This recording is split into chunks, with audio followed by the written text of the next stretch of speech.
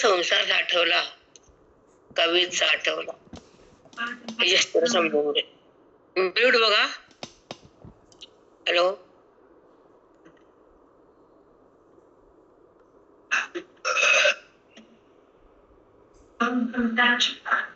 सविस्तर आपलं बदलणार आहे. आतापर्यंत माऊलीनं स्वधर्म कर्माचे आचरण पालन केल्यानंतर ती बुद्धी माझ्याकडे कसं येतील, त्या बुद्धीला मी मोक्ष कसा देतो याच्यावर चर्चा केली. पण स्वधर्म कर्माचं पालन जर केले नाही तर माझी प्राप्ती नाही. मग ह्याचा आशय असा आहे, हेतू की वाटायला आलेलं कर्म जर आपण स्वीकारलं तर भगवंत आपल्याला सोबत घेतो किंवा त्याची प्राप्ती होती, नाहीतर होत नाही. सगळं उघड आहे भाषा. पण स्वधर्म कर्म आचरणाचं पालन करण्यावर किती ओळ घातल्या, भरपूर घातले. काहीच कारण तुम्हाला तरी बोलले की राजा स्वधर्म कर्माचं पालनच खूप सांगितलंय.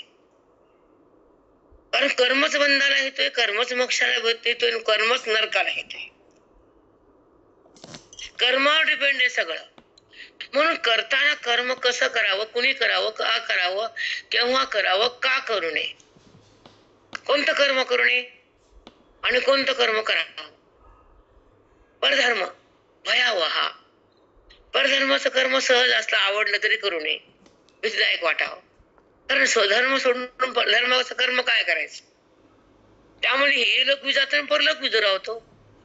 आता तर मोक्ष जातो, आयुष्य संपत. म्हणून 18व्या अध्याय हा कर्मसन्यास योग, मोक्ष योग आहे. सॉरी, कर्मसन्यास नाही, मोक्ष संन्यास योग.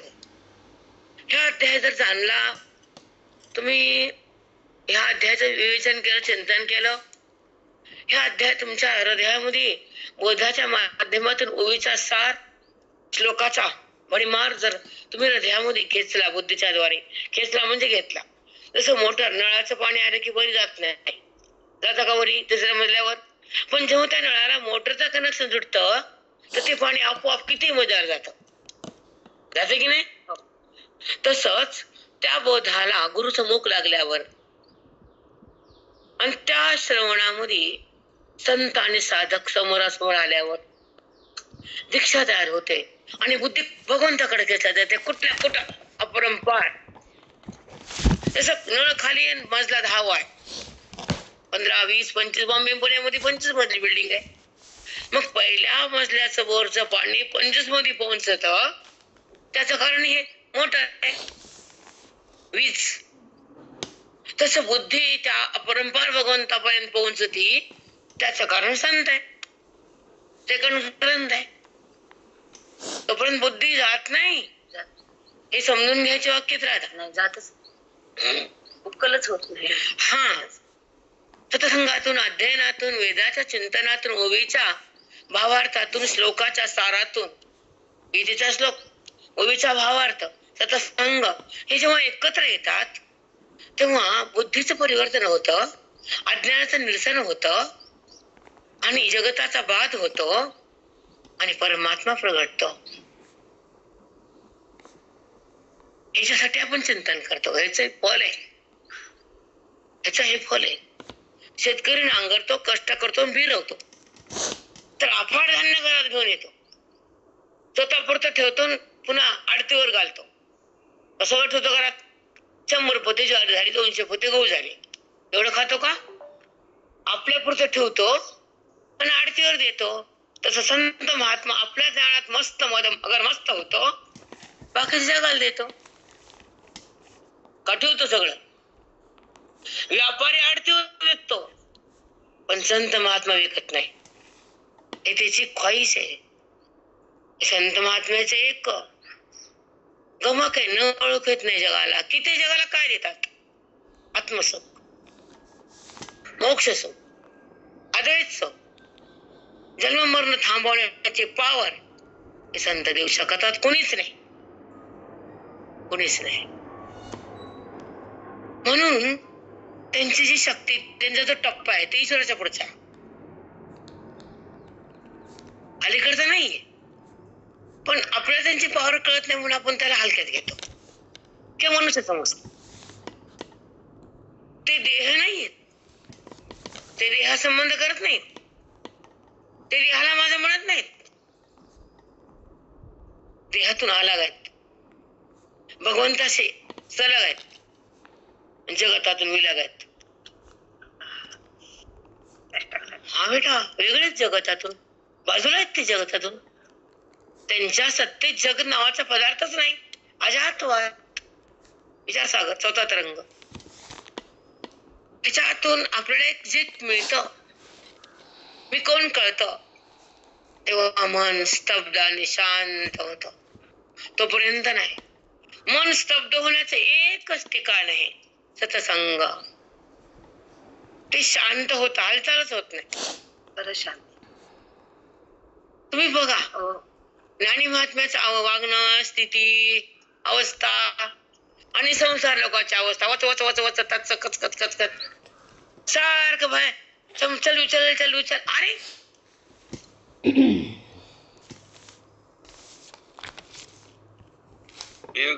होत, ऐका, त्या ठिकाणी गुणाची हालचाल असते, गुणाचं आगमन असतं. गुण येतात जातात आणि गुणात मन राहतं, भगवंतात मन राहत नाही. आजचा विषय हा.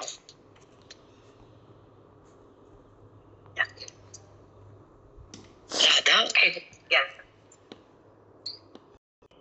कर्ण माझ्यातून थांबतो. तुम्हाला 4ला उठले ना, मला खाली बाबाकडे बसायचं होतं. तृप्ती नाही, बोधाविना मुक्ती नाही, आणि कर्माविना प्रारब्धाची स्थिती नाही. कर्म जर उरलं नाही तर प्रारब्ध कुठलं, त्याचं चिंतन आहे. आज कर्म संपून जात, प्रारब्ध तिथं संपत, आणि उरलेलं आयुष्य पुन्हा जन्म आणि मृत्यू थांबत. ह्या वयात आजचं, म्हणजे आजच्या 20 काढल्यात मी, उद्याच्या 20-40 वयाचे चिंतन केलं. म्हणजे उठलं की जास्त होतं, नाही तर काहीच होत नाही. आणि कसं बेटा, एकाग्र मन असलं आणि शांत चित्त असलं की बोध आणि ओवी आज जाती बाहेर राहत नाही. हे नियमच आहे. मन शांत एकाग्र असलं की ते बोधाकडे जातं, बोधामध्ये रमतं, देहात नाही थांबत. म्हणून एकाग्रता ही साधनं फार. आणि अजून एक सांगते, मनाची एकाग्रता सहज सगळ्यांना होत नाही. वरून जर तुम्ही काय बोलला तर दिसत, मोदलची हालचाल तुम्हालाच कळते. अस्थिर मन असतं, चंचल मन असतं, बैचन मन असतं, दुःखी मन असतं, असंतुष्ट मन असतं, अविद्युक्त मन असतं, जगताला धरलेलं मन असतं, विषयानं बाटलेलं मन असतं, क्रोधानं पेटलेलं मन असतं. म्हणून ते एकाग्र नसतं. याच कारण आहे ते, याच बिलकुल कारण आहे. पण ज्या मनानं श्रवण, अध्ययन, भक्ती सगळे आयुष्यात पूर्ण पार पाडली, त्याचं मन शांत आणि निर्विकार बनायला आधी शांत, आणि ज्ञानाने निर्विकार. कारण त्या बुद्धीतले विकार संपणं, गुण बाजूला जाणं, गुणाचा व्यवहार होत असताना गुण आपल्यावर हवी न होणं, त्याला म्हणतात गुणातीतता. गुण आपल्यावर हवी का गुणावर आपण हवी, याचा अभावार्थ. आपल्या हातात गुण घेतलं तर गुण आपल्याला काहीच करू शकत नाही, आणि गुणाला आपल्याला पकडलं तर आपण गुणाच्या बाजूला निघू शकत नाही. जसा गुण आहे तसा आपला व्यवहार बनतो, आपला स्वभाव बनतो, आपलं कार्य बनतं, आणि त्या गुणाच्या संबंधानं भगवंताचा संबंध थांबल्या जातो, झाकल्या जातो. म्हणून गुणाला सोडणं हा वेदाचा खरा रस्ता आहे, बुद्धीचा. वेदाच्या रस्त्यावर चालताना बुद्धी गुणाला सोडल्याशिवाय तिला भगवंताकडे जाता येत नाही. हा महामार्ग आहे. कितीला जोडला जातो तो बुद्धी भगवंताला जोडल्या जाते. पण गुण सुटल्यावर व्यवहार तर होतच असतो, कारण प्रकृती 3 गुणाचीच आहे. सत्वाची उत्पत्ती होते, रजाची उत्पत्ती होते, तमाची उत्पत्ती होते. एक गुण गेला की एक येतो, एक गेला की एक येतो. जसं पावसाळा गेला हिवाळा येतो, हिवाळा गेला उन्हाळा येतो, उन्हाळा गेला पुन्हा पावसाळा सुरू होतो. तसं एक ऋतूनंतर एक ऋतूचं आगमन असतं, तसं एका गुणानंतर एका गुणाचं आगमन असतं. ही प्रकृती आहे, 3 गुणांनी युक्त आहे. त्या प्रकृतीचा संबंध जे ज्ञानानं सुटतो, तर ते गुण मी नाही, गुण माझ्यात नाही, गुणाचं कार्य आहे. जे बी व्यवहार झाला तो गुणाचा आहे, माझा नाही. आणि मी कार्य करता नाही तर व्यवहार मी करत नाही. व्यवहार होतो आणि जातो, तो गुणयुक्त असतो, ते मी नाही. मग जेव्हा व्यवहार मी नाही तर कर्म कुठलं माझं? व्यवहार हे कर्मच आहे ना. बोलणं, चालणं, देणं घेणं, काय क्रिया करणं, सगळं व्यवहारच आहे. मग कोणतं बोलणं कसं प्रेमाचं आहे, कोणतं बोलणं क्रोधाचं आहे हे कळत आहे.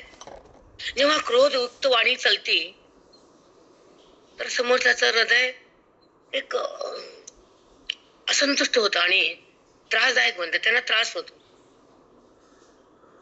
आपण जर शब्द बेकार वापरले तर मग कोणी माणूस बेकार बोलतो, लक्षात ठेवायचं. जरी गोड बोलत असला तर बाण मारतो. तिकडे बोललं म्हणजे उंच आवाजात, गोड बोलणं म्हणजे सूक्ष्म मन टोचून. गुणाचा प्रकार आहे ना माई. मग तमोगुण आहे ना. आपण त्याच्यावर हावी नाही झाला म्हणजे समजा जरी झालं तर तुम्ही आता म्हणले वाढली सत्वाची तर तमोगुण असतोच विषय आहे. रज आणि तम भगवंत त्याची पावर कमी करतात. आपल्यावर हवे पोचते. हे आजच्या ओळीचं चिंतन आहे. मी आज 20 ओळी घ्या म्हटलं तर मला बोलेन उद्या 20 घेत राहता, 5 दिवसामध्ये 100 ओळी, अशी इच्छा पण होत नाही. असा सार सांगावा लागतो आणि शब्दशाखा कळत नसतं. नाही पण हे आवश्यक आहे माई, हा सार आवश्यक आहे. नुसतं शब्दाने काय कळणार राहता? नाही कळत. गुणात येतं सांग ना, गुणात येतं काय ते. प्रकृती वृत्तीमध्ये गुण उत्पन्न होतो, वृत्तीचा आणि गुणाचा संबंध होतो, व्यवहार सुरू होतो. मग सत्वाचा असतो, रजाचा असतो, तमाचा असतो. जेव्हा सत्व उत्पन्न होतं मन शांत होतं, प्रसन्न होतं, भगवंता रस्ता वाढते, प्रेम वाढतं आणि देहाचं प्रेम कमी होतं. मन तिकडे संसाराकडे जात नाही, ईश्वराकडे जातं, त्याचं नाव घेतं, त्याची पूजा करतं, त्याच्याबद्दल कार्य करतं. सत्वगुण भावार्थ स्पष्टीकरण का सांगत नाहीत? सांगायला पाहिजे नको. मग समोरच्याला काय कळणार सत्वगुण कसं आहे ते? तुम्ही जर सांगणार नाही तर काय करणार? तमोगुण वाईट आहे, तमोगुण सोडायचा असतो. तमोगुण आपल्यावर त्याचा परिणाम होऊ द्यायचा नसतो. समोरचा जर तमोगुणात असला भडभड बोलू लागला तर शब्द आपण घ्यायचे नाही, बाजूला टाकून द्यायचे. तेव्हा आपण आपल्या भावात राहायचा, आत्मभावात. कारण ते शब्द माझा नाहीये, शब्द त्यांच्याकडून जाणार, तो रिवर्स त्यांच्याकडे राहणार आहे. हे रिवर्स का जातो ते ऐका. झाडाचं फुल आहे, झाडाचं फळ आहे, तर झाडाखाली पडतं का दोघांच्या घरात येतं? झाडाखाली. मग ज्याचे शब्द त्याला वापरू जातात, घेतलेच कशाला घ्यायचे? झाडाखाली पडू द्या त्याच. समजत ना, झाडाचं फळ झाडाखाली, झाडाचं पान झाडाखाली, झाडाचं फळ झाडाखाली. ते रिवर्स तिकडे जातो आपण नाही घेतल्यावर, आणि आपण घेतल्यावर आपल्यावर परिणाम होतो. मग ही जागृत आहे ना गुणातीत होण्याची. गुणातीत गुणातीत गुणातीत. अरे कसं व्हायचं? म्हणून शब्दशः बोलणं, शब्दाचा विस्तार करणं, त्याचा बुद्धीवर परिणाम होणं आणि साधकानं त्याचं विवेचन करून अनुभवात घेणं तुमचं काय आहे की नाही कर्तव्य? का सांगणारच कर्तव्य फक्त? नाही आमचं श्रोता आणि वक्त्या दोघांचा बी अधिकार वाढवावाच लागतो. म्हणून जेव्हा तमोगुण फार चंडाळ आहे, फार वाईट आहे, त्याला मांग म्हणलंय. बघा ज्ञानदेवाचा हे भजन मार्गाची मांग हे माऊली लिहून ठेवलंय. मग हे जर असे ताडवे येतात तर त्याला तुम्ही संपवा, त्याला तुम्ही कमी करा आणि ते पुन्हा तमोगुण बंद करा, बाजूला सारा, तर मोक्षाचा मार्ग. नाही तर नाही. म्हणून शांत राहणं, सत्वगुणातच जगणं, ह्या गुणाला सोडून स्वतःला बघणं, ते आत्मस्थिती. गुणाला सोडणं म्हणजे बोधात येणं, वेदाचं ज्ञान घेणं, त्याचा संग होणं, ह्या तपश्चर्या मनाचे करणं, हे बुद्धीचं तप आहे. हे कळतं कोणाला? बुद्धीला. कोण कळतं? गुडघ्याला कळतंय. मग तो कोणाचा आहे? अंतःकरणाचा. मनोबुद्धी जिथे उत्थान पावतात, प्रगट होतात, ते अंतःकरण. 4 वृत्त्या सांगा बरं कोणत्या कशा? मन, बुद्धी आणि चित्त आणि अहंकार. मग यामध्ये जो अहंकार आलाय सांगितलं आज सुद्धा, की अहंकार फार वाईट आहे आणि तोच मोक्षाला येऊ देत नाही. छोटे वयातच येत. आता आपलं बदललं विषय, की स्वकर्म स्वकर्म मला वेट का कंटाळा आलता, म्हणजे नाव ठेवच नाही मौलींना, पण सारख्या तोच विषय मांडायला थोडस तेच काय सांगू. आता रोज तुम्ही भाजी केली की उद्या काय करू म्हणता, कालचे खात नाही, बरोबर आहे ना. तसं आता थोडस नवीन विषय घ्यायचा आणि थोडं बदलून सांगायचा, समोरच्याला पण थोडं आवडतं आणि मन शांत होतं आणि काहीतरी नवीन घेता येतं, बरोबर आहे ना. तुम्ही बघितल्या वयापुरते तर आता संपत आले. आता पुढच्या वयात आपला विषय चालू आहे, याच्यावर खूप काही बोलता येतं, पण त्या पूर्ण विषय घालून तुम्हाला उपयोग केव्हा सांगू. तर अजून जर मला काही काही गुणावर भरपूर काय सांगता येतं. गुणातीतता काय, गुणाचा प्रवाह काय, गुणाची शक्ती काय, गुणरहित काय, गुण संपतात कसे, गुण वाढतात कसे, गुण बाजूला जातात कसे, भरपूर काय बोलता येतं राजा. कारण हे सगळं आमच्या गुरुचं वैभव आहे, हे आमचं काहीच नाही, बिलकुल काही नाही. कारण इथं आपण जेव्हा मंगल करतो तर त्यांना आमंत्रण देतो, ते येतात. पण ते येतात नाही, पण जे अधिकारी आम्हाला काही नाही. निश्चय होतो, वृत्तीचा वाद होतो, विकार संपून जातो, निर्विकारता प्रगट होती, परमात्म्याची ओळख होती आणि आपण आपल्या स्थितीमध्ये राहतो, देहस्थिती बंद होती. ही अनुभूती असते, ही दिसत नाही. ह्याला काही ज्ञानी माणसाला शिंग येत नाही, त्याचे पुढे उगवत नाही, त्याला चार पाय उगवत नाही, त्याच आहे तीच अवस्था असते. फक्त अनुभूती, अनुभूती त्या जगताची नसती, परमात्म्याची असते. हे कळणं महत्वाचं आहे. ज्या अज्ञानी लोकांना देहाची अनुभूती, सतत मी देह एवढंच संबंध आहे बुद्धीचा. बुद्धी देहाच्या पुढे जातच नाही, विषय सोडतच नाही, विकार संपतच नाही आणि भोग सुटतच नाही, वासना तुटतच नाही आणि भ्रम मिटतच नाही, म्हणून तो अज्ञानी. एवढेच त्याची डिग्री आहे. भ्रम भ्रमात येतो, भगवंतात नाही. भ्रम म्हणजे अविद्येनं तयार केलेलं जगताची स्थिती. भ्रम म्हणजे नाहीला आहे केलं आणि आहेला नाही केलं. ज्या ठिकाणी जे आहे त्या ठिकाणी ते नाही दाखवते आणि ज्या ठिकाणी जे नाही त्याला आहे करून दाखवते. जगत नाही त्याला आहे केलं मायेनं. देह खरा नाही खरा दाखवला मायेनं. मी देह आहे हे सांगितलं बुद्धीला मायेनं. तिने शिकवलं ना, मी देह. अविद्येचंच कार्य नाही. खोट्याला खरं म्हणायचं, खऱ्याला प्रेम, खोट्याला प्रेम करायचं आणि खरं बाजूला सोडून द्यायचं. खरं म्हणजे परमात्मा नाही, सत्य, सच्चित आनंद. हे जरा खूप काय सांगतं. टाइम असतो 1 तास राहता, त्यामध्ये 5 मिनिटं कधी माग पुढवतात माझे बी. सांगायचं कसं, कारण आमच्याकडं सखोल असतं, शब्दशः नसतं. माझ्याकडं शब्दशः बोलणं टच होत नाही आणि त्याचा विस्तार केल्याशिवाय तुम्हाला कळत नाही. तुम्ही मान्य करा नाही तर न करा, तुमचा रेमेडी पण राहत नाही. कळतच नाही, विस्ताराशिवाय काय करणार आहे. आता मी म्हणलं गुणातीतता, गुणातीत व्हावं लागतं. सांग बाबा, कसं व्हायचं गुणातीत, कसं ओलांडायचं. गुणाच्या पलीकडे आहे का, गुणात आहे का, गुणाच्या माग आहे, हे कसं समजायचं आम्ही. विस्तार केल्याशिवाय कळणार नाही कळत बेटा, नाही समजत. मग शब्दातच राहतो ना आपण. मग आता कसं असते, जसं जसं गुरुचा प्रसाद असतो तसं तसं आपली वाणी चालते. आपल्या हातात काहीच नाही. अध्याय तरी थोडेचे अमृत घेता, सर्वस्वेचो का पंडस होता, जेणे जोड जीविता अक्षयत्व, जेणे जोडे जीविता अक्षयत्व. अमृत जर पिलं तर मरण नाही. तुम्हाला माहिती आहे लोकांना मरण नाहीये. ते थोडं प्राप्त करण्यासाठी सगळं जीवन जरी खर्च पडलं तरी भिवू नको. अमृत जर भेटलं असं तर आयुष्याचं कष्ट घाल, पण अमृत मिळव. अमृत म्हणजे ज्ञान, ज्ञान अमृत म्हणजे ज्ञान. बुद्धीमध्ये जेव्हा ज्ञान स्थगित होतं, प्रगट होतं, तर मरण थांबतं, मृत्यूला मरण येतं. मग जसं ते अमृताचा थेंब जर मिळाला, तो तुला अक्षत होतो, तू मरणार नाहीस. मग त्याला कष्ट जरी झाले तर कर, आयुष्यभर कष्ट कर, पण एक तरी अमृत कमव आणि पे, म्हणजे तुला अमृत होशील. त्यासाठी कष्ट करायचं जर करतो, असं बोलले ते मग.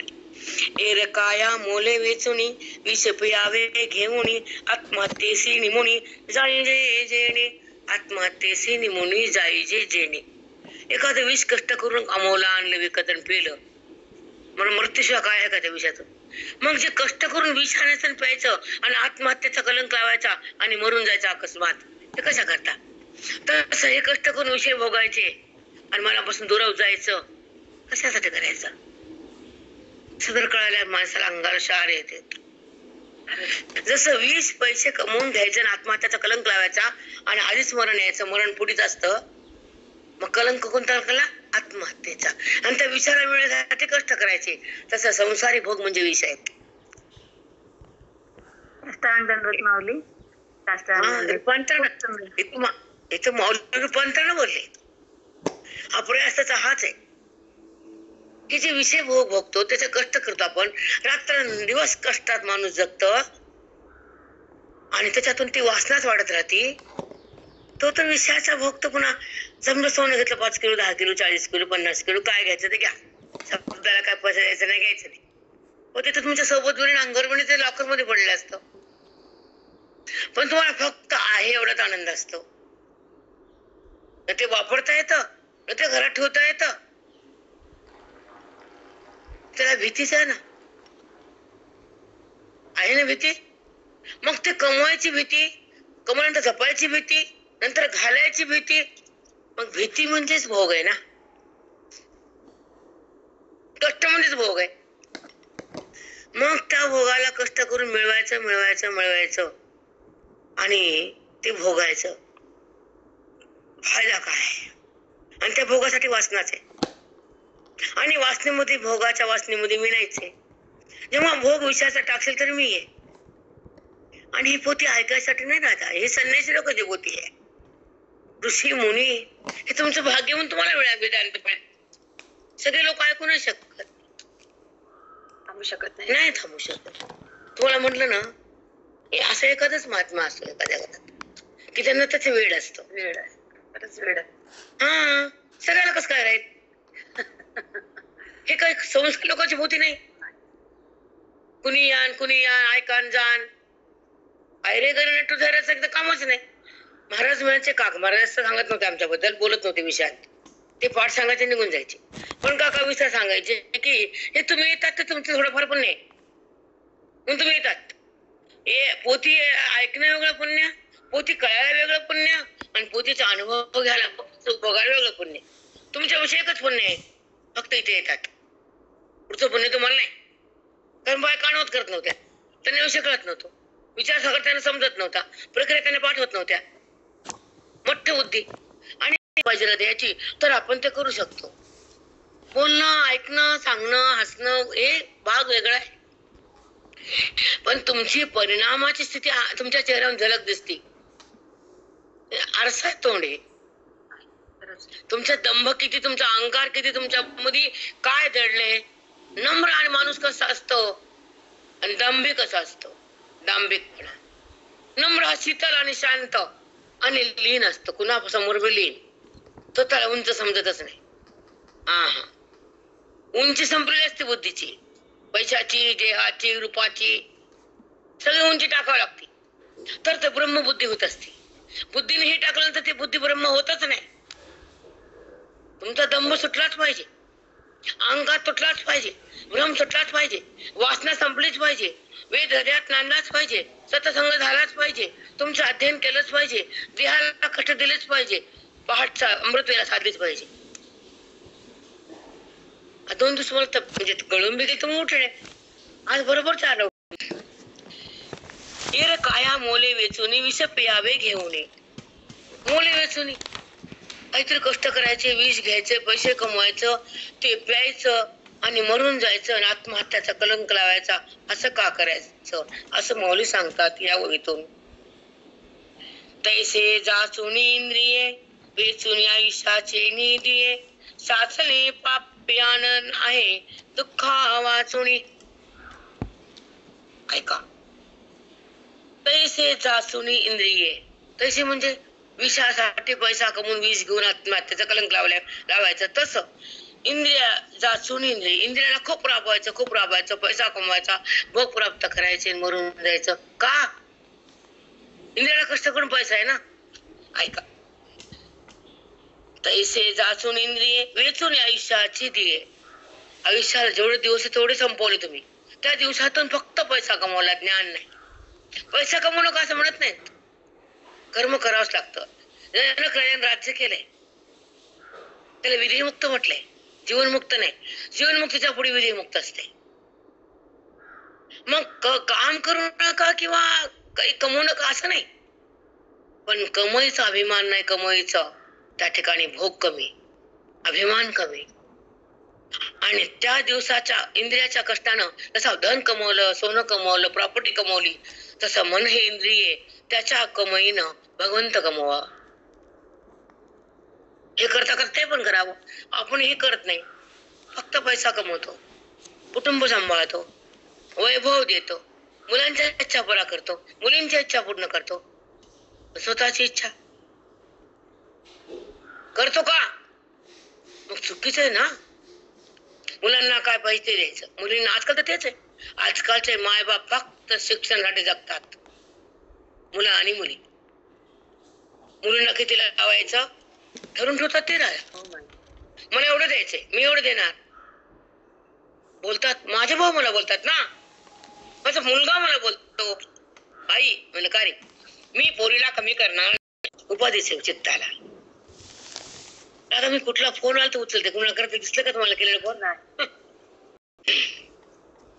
तैसे जाचून इंद्रिय वेचून आयुष्याचे दे, चाचले पापी आना हे दुःखा वाचून. इंद्रियाला गाचवायचं, त्याचे कष्ट करायचे, आणि जे कमवायचं ते दुःखच आहे की. आता पैसा कमवला पुणे भांडणे लागले पोरापोरात. दुःखा वाचून काय आण, बाकीचं काय सांगा ना. पण जेव्हा माझी भक्ती कमवली, माझ्यासाठी दानधर्म कमवला, माझ्यासाठी चिंतन केलंस, माझ्यासाठी साधुसंग केला, तुझ्या दुःख आहे का पुन्हा? नाही. बाबा चेहरा कसा हसू आता, कसं आहे? अगदी मस्त, खळखळ आणि खळास. हाय कुठली चिंता, हाय कुठली भीती? मग तसं असावं निरभ्र. एक समुद्र बोललो तर पुन्हा हसतात. कुठला वेळ झाला पुन्हा आपल्या स्थितीत येतात. आणि ह्या वयाला हे बापरे, तिथेच राहते ती कशी राहते त्याच्या पुढच्या वयात. आता ती आत कशी जाते, तिथं कशी राहते त्याच्याबद्दल पुढचा विषय ऐकायचा कसा आहे ते. दुःख वाचवणे म्हणून करावा स्वधर्म, जो करिता हिरवणी घे श्रम. म्हणून स्वधर्माचं कर्म कर, त्याला कष्ट लागले तर तेच कर. म्हणून बघा, म्हणून करावा स्वधर्म, जो करिता हिरवणी घे श्रम. किती कष्ट लागू दे पण स्वधर्म कर. उचित देईल परम पुरुषार्थ राज. मग हे केल्याने तुला कोणता मिळेल? पुरुषार्थ म्हणजे मोक्ष मिळेल. मी देतो तुला. या कारणे किरीटी स्वधर्माची या राहटी, न विसंबिजे संकटी सिद्ध मंत्र देसा. न विसंबिजे संकटी सिद्ध मंत्र देसा. संकट जरी आलं तर सिद्ध मंत्र म्हणावा. सिद्ध मंत्र कोणता सांगा बरं बेटा? मला काल जाताना सिद्ध मंत्रच येऊ लागला. कोणाकडे जावं लागत तू? नाही, रामू संग जाताना आपोआप आला. घरापासून स्टेशन पर्यंत मी सिद्ध मंत्र आला मला. कधी येत नाही पण आला. ऐका सिद्ध मंत्र कोणचा? ओम नमो नारायणे नमः, ओम नमो शिवाय नमः. हे दोघं एकत्र झाले की सिद्ध मंत्र होतो. शिव आणि नारायण, विष्णू आणि हर, हरी आणि हर. तर मग मी आठवत बसले ना मी त्याच्यासोबत, तर त्यापासून सुरू झाला तो. तर त्याची गाडी जाईपर्यंत माझा मंत्र चालू होता. ते कारण माहित नाही, ऑटोमॅटिक येत होतो. तर संकट आलं तर सिद्ध मंत्र सोडू नये, आणि कष्ट वाटत तरी स्वधर्म सोडू नये, तर माझी प्राप्ती आहे. किती सुंदर आणि साधी उकल आहे. ह्याच्यामध्ये अवघड नाही. बायकांना अवघड का जातात गोव्या? एकाग्रचित्त नसतं, अध्ययन शांत नसतं, विचारसागरची जोड झाल्याशिवाय ज्ञानशे कळत नाही. ती स्मारक असू दे, विचारसागरची बैठक पक्की झाल्याशिवाय ज्ञानेश्वरी लागतच नाही. विचार माग परिस्थिती पुण्याच्या लोकांची, परभणीच्या लोकांची. किरटी आणि रहाटी शब्द बघा ना सुंदर आहेत. रहाटी म्हणजे आलेल्या वाट्याचं सतत कर्म करत राहणं. जे दिलं रहाटी म्हणजे करतच राहणं. जे वाट्याला आलं, जे कर्म आहे ते तू टाकू नकोस, ते व्यवहार सोडू नकोस. सिद्ध मंत्र जर संकटात म्हणला तर ते कार्य सिद्धच होतं. संकटात सिद्ध सोडू नको, कारण ते मंत्र सिद्धच होतो. याला एक उदाहरण देते. आपलं जेव्हा इंटरव्ह्यू जायचं असतं मुलांना, मला माऊल बोलायचं होतं रामला, मी नंतर बोलेल फोन. जेव्हा इंटरव्ह्यू पाय टाकतो आपण त्याच्यात, समोर साहेब लोक बसले असतात, तर आपलं इंटरव्ह्यू जायचं असतं, तर आपण जाताना तो मंत्र एकदा तरी म्हणला, पाऊल टाकला तर आपलं कार्य सिद्ध होतं.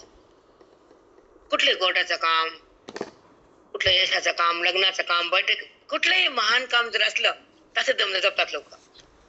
त्याचं नाव सिद्ध मंत्र आहे. ते पाया जात नाही. संकट सिद्ध मंत्र जपावा जायचं असं सांगितलं त्यांना. म्हणून तुम्हाला मी आज सांगितलं, एरवी काय पण सांगत नाही. बरोबर. ते सिद्ध मंत्र म्हटल्यानं आठवण आली मला. आता ऐका. का नाव जैसी उदरी, उदरी म्हणजे समुद्र. समुद्रात नाव कधीच टाकू नये. कधी बुडल, कधी हलन, वारं वाटायचे, वादळ वारं होईल आणि नाव मध्ये जाते, बाहेर येत नाही.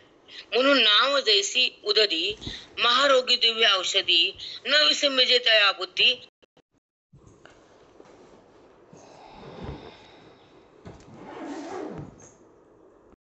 या कारणे किरीटी स्वधर्माची रहाटी, न विसंमेजे संकटी सिद्ध म्हणजे का नाव जैसी उदरी. ही ओवी झाली होती. उदरी म्हणजे समुद्रात नाव टाकू नये, कारण वादळ वारा आलं तर नाव बाहेर येत नाही.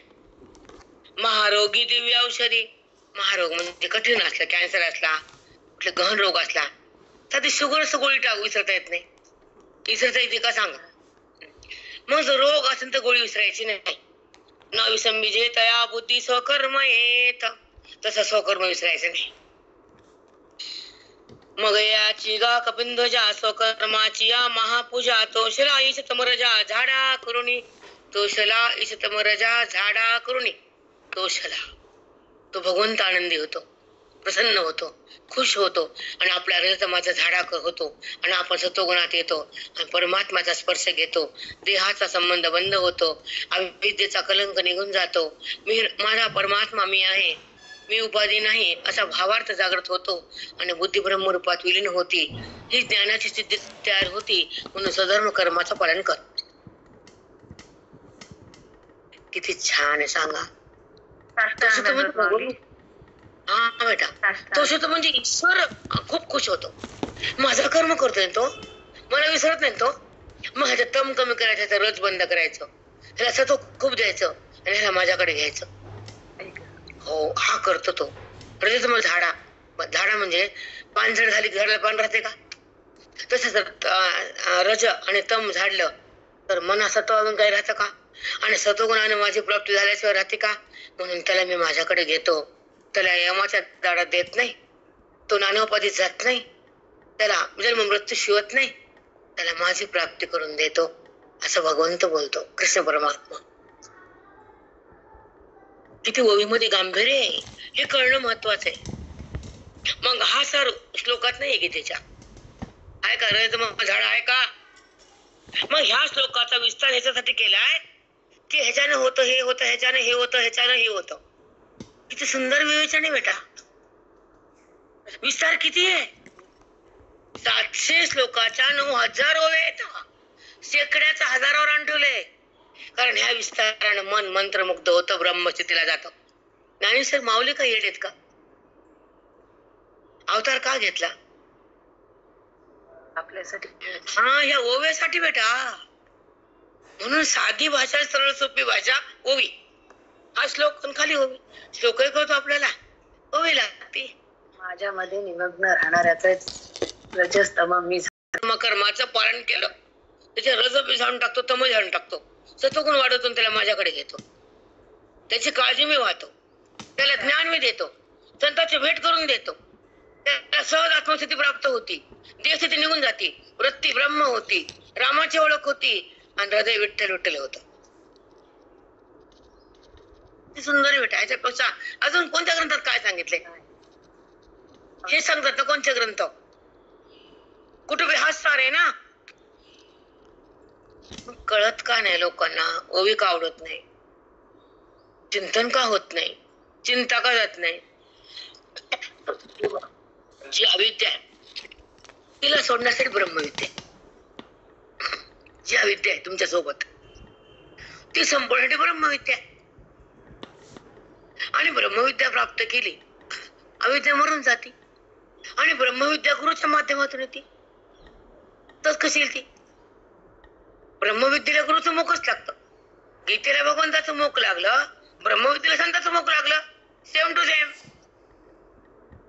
ते गुरुच्या मुखातून यायला कमी नाही. जर परमार्थाचं मार्केट केलं, पैशासाठी जो जीवन जगतो तिथं ब्रह्मविद्या येतच नाही. मग आनंदवती महाराज काय म्हणले, बाह्य आणि वेदांत कुठे बघितलं नाही म्हणते. कारण बाहेर हा वासना सगळं असतं, वैराग्य नावाचीच खूप कमी असते, आणि तिच्या मुखातून वेदांत. स्टेजवरून त्यांनी मला शाल पांगून हार घालून गेले टिटोळे महाराज. माझ्यासोबत होते आहेत, त्यांनी बघितलं माझ्या वेदांताचे काय बाच आहे आणि काय पावर आहे. कारण लीला कोणी पाठ करून सांगू शकतं ना. कथा हा लीला पाठ आहेत, तसं ज्ञान पाठ आहे का लोकांना? लीलामध्ये त्याने केलेलं, त्या अवतारामध्ये केलेलं कार्य, कुठे काय केलं, कुठे काय केलं, कुठे काय केलं, कुठे काय केलं, कुठे काय केलं, पण तो कसा आहे कुठे सांगितले, ते दाखवून ठेवलंय ना. तेवढं नाही केलं. लीलेमध्ये त्यांच्या अवतारात लीलेचं वर्णन आहे आणि वेदांतात भगवंताच्या स्वरूपाचं वर्णन आहे. कथा गोड वाटतात आणि वाटाव्याच, पण तो कसा आहे, कुठं आहे, कोण आहे हे कळणं वेदांतातून आहे, कथेतून नाही. म्हणून ते बहिरंग परमार्थ आहे, हा अंतरंग परमार्थ आहे. तुम्ही माना नाहीतर नका माना, तुमच्या मानण्यावर वेदांत नाहीये. नाही, एक स्थूल परमार्थ, एक सूक्ष्म आहे. हा स्थूल आहे, हा सूक्ष्म आहे, हा बहिरंग आहे, हा अंतरंग आहे. बहिरंगातून अंतरंगात यावं लागतं, हे तितकंच मान्य आहे आम्हाला.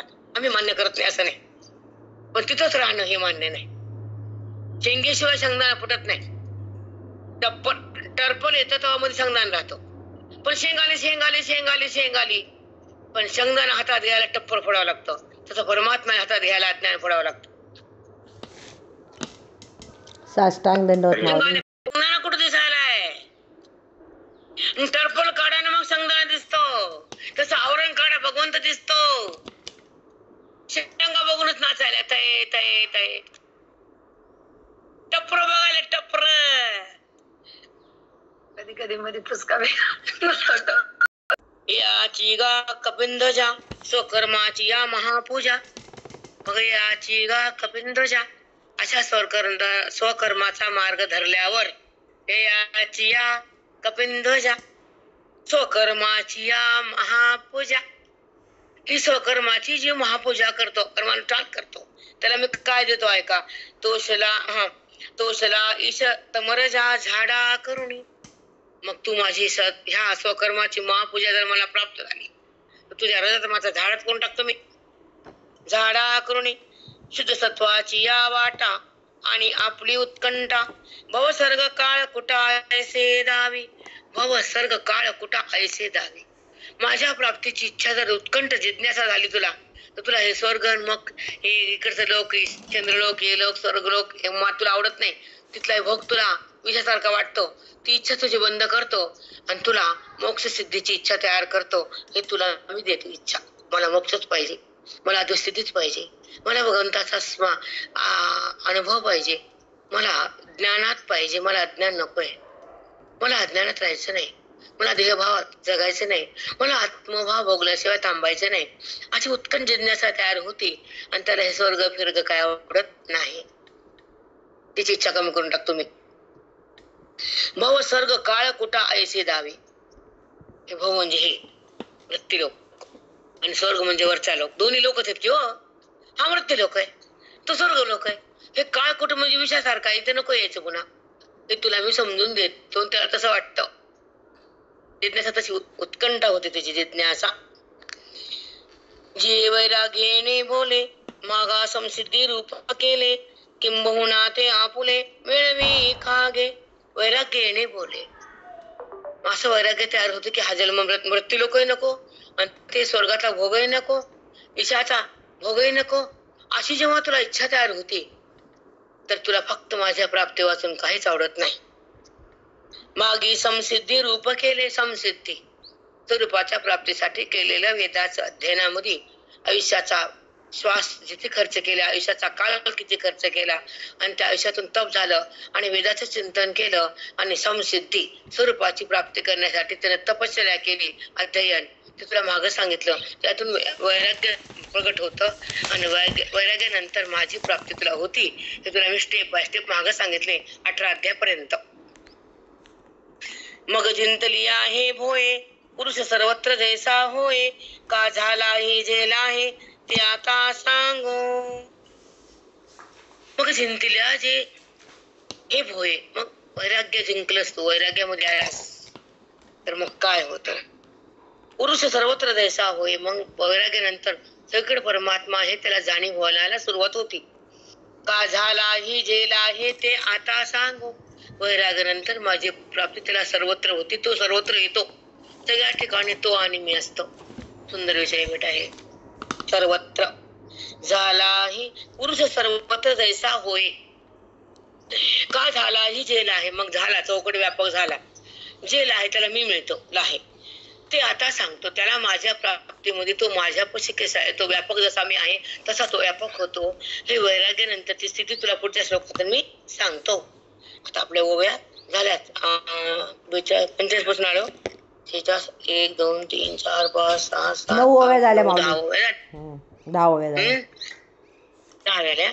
श्लोक असक्त बुद्धी सर्वत्र जितात्मा विगत स्पृहा. श्लोक इतके सुंदरच राहिला.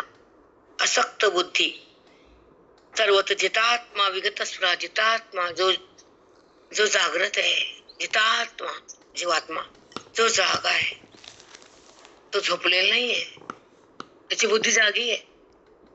जितात्मा त्याने इंद्रियाला जिंकलेले, त्याने गुणाला सोडलेले, ज्याने अध्ययन केलेले, तिथे सत्संग झालेला आहे, ज्याला माझ्या प्राप्तीची आवड आहे, ज्याला संसाराची आवड नाहीये, जो वैराग्यवान आहे, त्याला म्हणायचं जितात्मा. शब्दाचा भाव आहे, एका शब्दाचा भाव आहे, पूर्ण श्लोकाचा नाही. जितात्मा जो जिंकलाय, ज्याने इंद्रियाला हातात घेतलेले, विकाराला बंद केलेले, वैराग्याला प्रगट केलेले, विवेकाला सोबत धरलेले आणि बुद्धीला स्वरूपाकडे नेलेले. जितात्मा सोपं नसतं बेटा, माऊलीच बोलती. ये ना जेव्हा तुम्हाला म्हणले ना दररोज असताना आमच्या वेळेस मला आठवड्यात दररोज घ्यायला जायचे. स्पृहा, त्याला विषयाची आवड नसते. विगत स्पृहा, स्पृहा म्हणजे इच्छा. ते विषयाकडे जातच नाही, विषयाला बघतच नाही, वासना त्याला होतच नाही. आणि तो वासना रहित झाल्यावर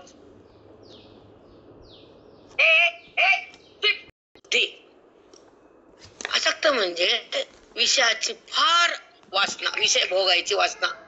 आसक्त आणि विरक्त याच्या विरुद्ध विरक्त आहे. आसक्त म्हणजे फक्त त्या बुद्धीला, त्या इंद्रियाला विषय लागतात. याच्या पुढे समजून घेते.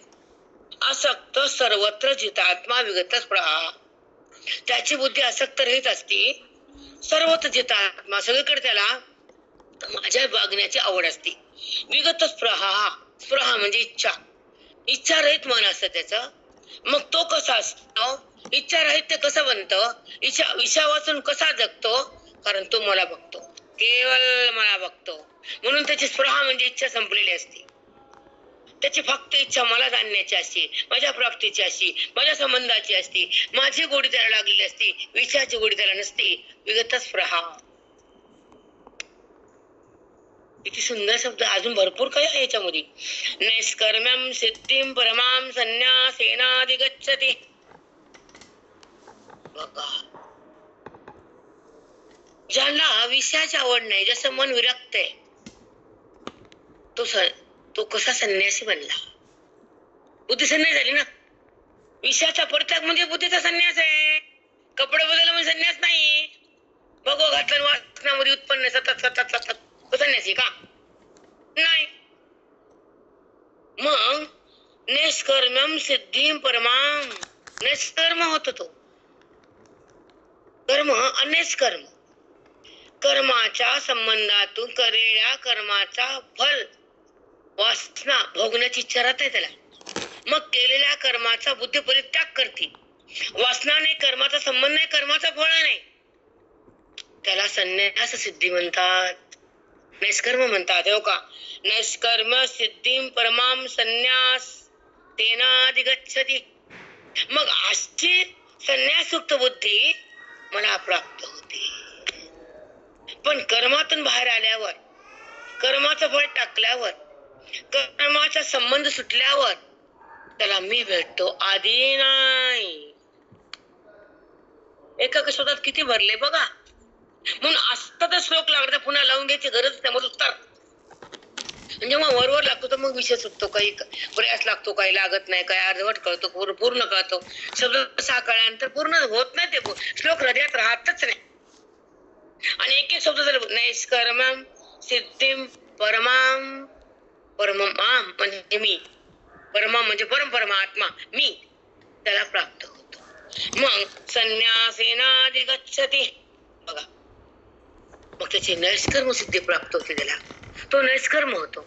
आधी सकर्म असतो, कर्म रहित सहित असतो, कर्माचा संबंध असतो, कर्माचा फळ असतं, कर्म मी केलेलं कर्तेपणा असतो आणि कर्माचा फळाची इच्छा असते.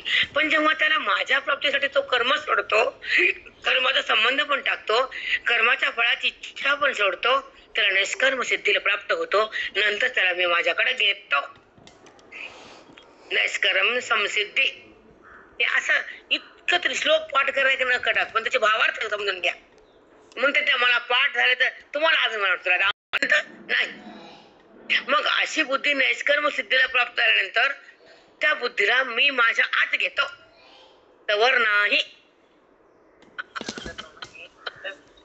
याला श्लोक म्हणतात म्हणजे परमात्मा म्हणजे मी.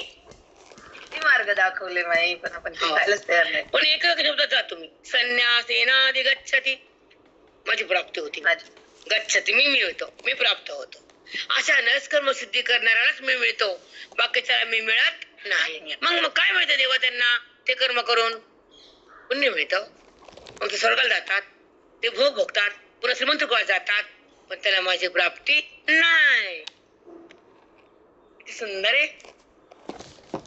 तर देहादिके संसारे सर्व मांडले से जे गुंफिरे जेतना तुटे तो वागुरे वारा जैसा. जसं वाऱ्याला बांधून ठेवता येत नाही, पकडता येत नाही, कपड्यामध्ये बांधता येत नाही, बांधता येतं का वाऱ्याला? तसं देहादी कर्मादे हात अडकत नाही. वारा बांधून घेता येत नाही, तसं देहादी साऱ्यात तो गुंतत नाही. पै परिपाकाची निवेळे फळ देठुना देठे फळे न धरे तैसे स्नेह कोळे सर्वत्र होय. झाडाला पिकलेले फळ देठ फळाला राहत नाही, फळ देठाला चिटकत नाही. तसं कर्म मी करता होत नाही, कर्माची आशा ठेवत नाही. कर्मातून तो भिन्न होतो, तो मला प्राप्त होतो. देठू ना फळे, फळे ना देठू.